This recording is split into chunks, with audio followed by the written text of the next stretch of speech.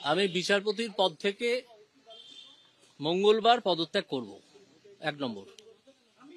দ্বিতীয় হচ্ছে, আগামীকাল বিচারপতি হিসেবে আমার শেষ দিন। সেদিন আমি কোনো বিচারের কাজ করব না, শুধু কতকগুলো মামলা পার্ট হার্ড হয়ে আছে যেগুলো আমাকে রিলিজ করতে হবে আমার লিস্ট থেকে। কোনো অ্যাডজুডিকেশন নয়, অ্যাডজুডিকেশন আমি গত 7 দিন ধরেও করিনি, কারণ আমি ব্যক্তিগত কারণে ছুটিতে ছিলাম। তো কালকেও কোনো অ্যাডজুডিকেশন করব না, শুধু মামলাগুলো আমার লিস্টের বাইরে করে দেবো। দিয়ে পরশু দিন আমি চিফ জাস্টিস, আমাদের হাইকোর্টের চিফ জাস্টিসকে মৌখিকভাবে জানাবো, এবং পরশু দিন আমি ভারতের রাষ্ট্রপতিকে চিঠি লিখে জানিয়ে দেবো। এবং সেই মুহূর্ত থেকে, যে মুহূর্তে আমি চিঠিটা পোস্ট করব, সেই মুহূর্ত থেকে আমার রেজিগনেশন কার্যকর হবে। এটাই কনস্টিটিউশন এবং কনস্টিটিউশন লয়ের প্রভিশন, সেইটা মঙ্গলবার হবে।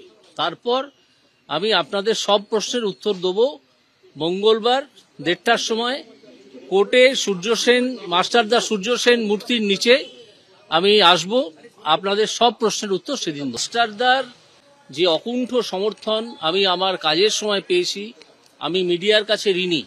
মিডিয়া যেভাবে দুর্নীতির বিরুদ্ধে কথা বলে গেছে ক্রমাগত, এবং তাতে আমার কাজের যে সমর্থন আমি পেয়েছি, তার জন্যে মিডিয়াকে আমি প্রণাম জানাতে চাই। এবং মিডিয়াকে আমি আমার বন্ধু বলে মনে করি, এবং মিডিয়ার কাছ থেকে কোনো কিছুই আমি লুকিয়ে রাখবো না।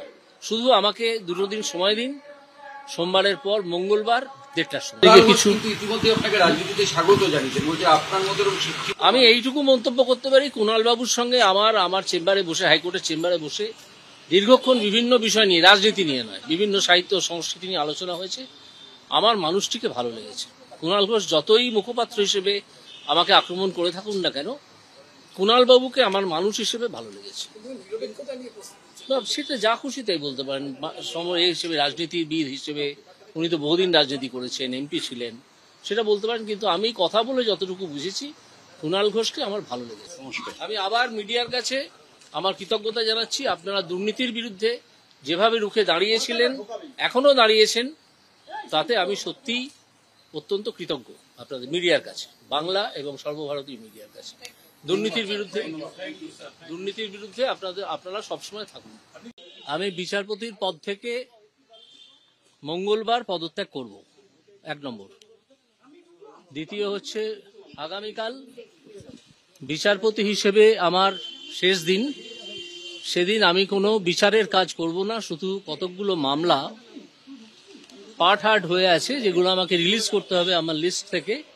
কোনো অ্যাডজুডিকেশন নয়, অ্যাডজুডিকেশন আমি গত 7 দিন ধরেও করিনি, কারণ আমি ব্যক্তিগত কারণে ছুটিতে ছিলাম।